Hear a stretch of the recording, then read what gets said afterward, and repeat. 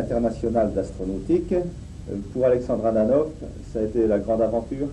C'est le grand tournant, on peut dire. C'était lieu en septembre, le 7 septembre 1950. Nous tenions essentiellement à le faire parce que nous considérions que le problème était important et qu'il fallait absolument que la France possède son congrès international astronautique. En plus, j'ai eu des déboires évidemment avec les Allemands, avec les différentes nations, parce qu'ils voulaient tous chez eux à le faire. En 1950-51, j'ai considéré qu'il devait avoir lieu à Paris, à la Sorbonne, qui est un lieu prestigieux par conséquent, et c'est là que je l'ai fait. Pour mettre sur pied ce congrès, ça avait tout un travail préliminaire qui a eu lieu ici même, où vous vous trouvez. Dans ce sens que j'ai désigné à chaque partisan, à chaque personne, sa place qu'il devait occuper sur l'estrade, afin de perdre du temps et ne pas perdre de temps, et amener à ce que les gens viennent directement à leur place. Les bons moments, ils ont été peu nombreux. Il était d'abord, le bon moment a été l'émotion énorme qui m'a pris en organisant ce premier congrès international d'astronautique. Je dois vous dire que j'ai pleuré à chaudes larmes au moment du congrès. Ça a été d'ailleurs remarqué par Léon Citrone, qui était à ce moment-là à l'émission et qui a diffusé le soir dans la radio. Pour Alexandre Ananov, c'est aussi la publication de votre livre, L'astronautique.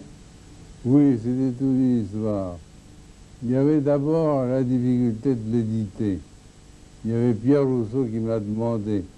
J'étais ravi, entre nous, je dois vous le dire. Il a résumé un peu toutes les conférences que j'ai faites, tous les articles que j'ai faits dans le bulletin de la Société astronomique de France. Il résumé et il complétait en même temps les données sur l'astronautique, de A jusqu'à Z. Il fallait développer tout le problème et je crois l'avoir fait en connaissance de cause.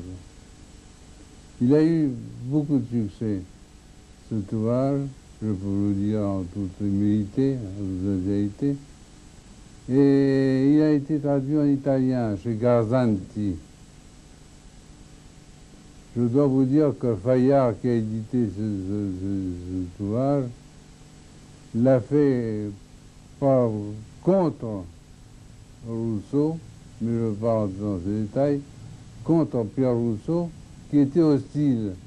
Il avait une formule à lui de présenter les choses, et la lecture par Fayard avait donné autre chose.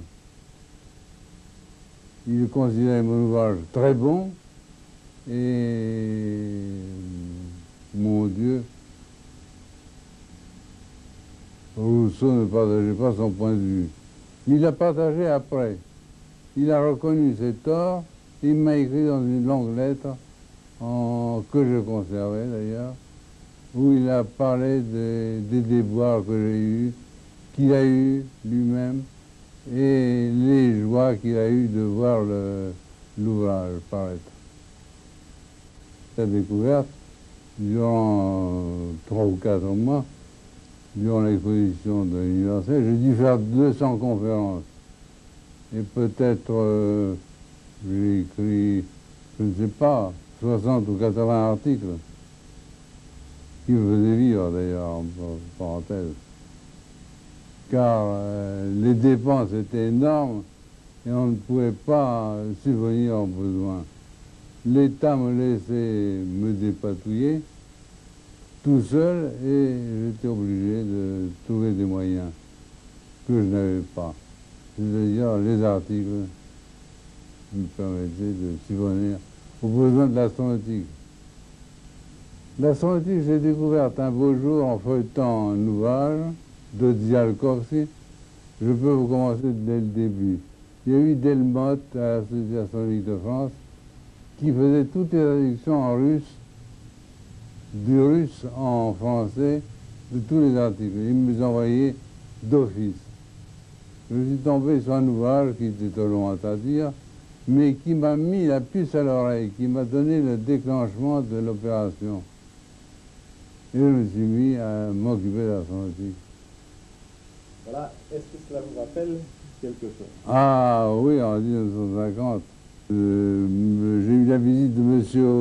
Hergé, qui est venu avec la maquette complète de son appareil. Mais je ne sais pas pourquoi il a fait ça en forme de lussugru. Les pattes lussugru, ça fait penser aux pattes lussugru. Ça me fait penser évidemment à mon projet, mais je ne pensais pas comme ça. Vraiment. Surtout qu'il devait tourner sur lui-même, il devait me présenter les différentes phases, et il devait réchauffer et éclaircir la cabine.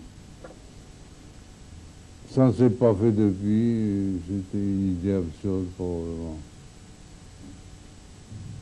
Il est venu 2 fois me voir, je crois 2 fois, il a parlé de moi très gentiment. Et vraiment, j'ai eu des rapports avec lui très amicaux.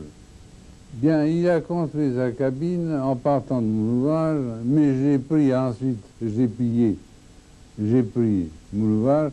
Je considérais que l'on devait projeter sur un cercle, sur un écran circulaire, l'image qui se présentait devant la fusée.